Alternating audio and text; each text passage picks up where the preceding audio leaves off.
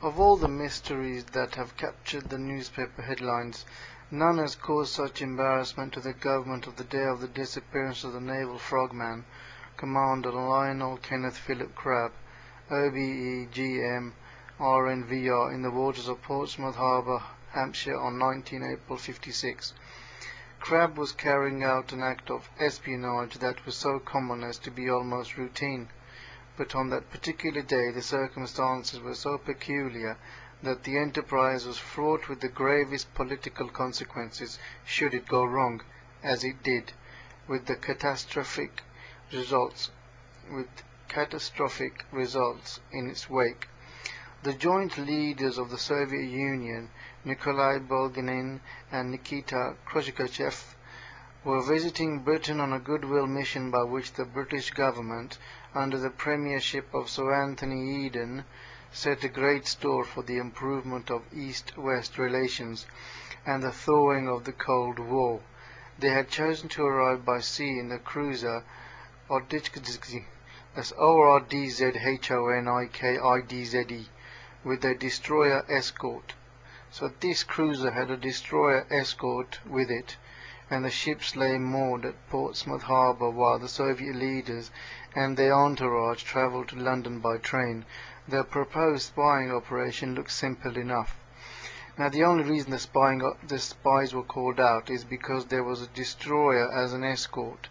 Had the cruiser come on its own, there would not have been most possibly an espionage or spying operation. So what had to be done to safeguard the security of the nation. Right. In the previous year, British naval intelligence, which was then under Admiralty control, had made full use of the visit by this sister ship, the ORDZHONIKIRDZES sister ship, Sverdlov, SVERDLOV, to examine the new technology being incorporated in a generation of Soviet warships. So here's another. But if they were examining the new technology, there's no cause for spying on it if the Russians are saying you can come and have a look. Tests have been made by Navy submarines and RAF reconnaissance aircraft. The most meticulous examination was made by Crabb, who was selected for the task because he easily was the most experienced operator available. He was also freelance, having been retired from the Navy a few months previously, and if anything went wrong he could be disowned, an usual fate of a freelance spy. Crabb's main task was to examine the submerged hull to see if the ship was fitted with a device codenamed Agouti, AGOUTI. This device reduced the effect of cavitation, CAVITATION, which is responsible for much of the noise made by ship's screws and increases the chance of long-range detection by sonar. Because of the depth and turbidity of the water, Crabb had to make his assessments by field, but he had become experienced at doing that through his work in removing limpet mines placed by enemy frogmen on the hulls of British ships during the course of the Second World War.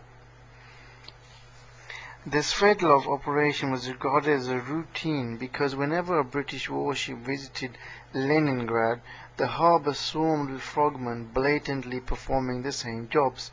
Full authority had therefore been given for the project, and the Admiralty hoped that the same attitude would be taken with the ship ORDZHONIKIDZE before the latter arrived.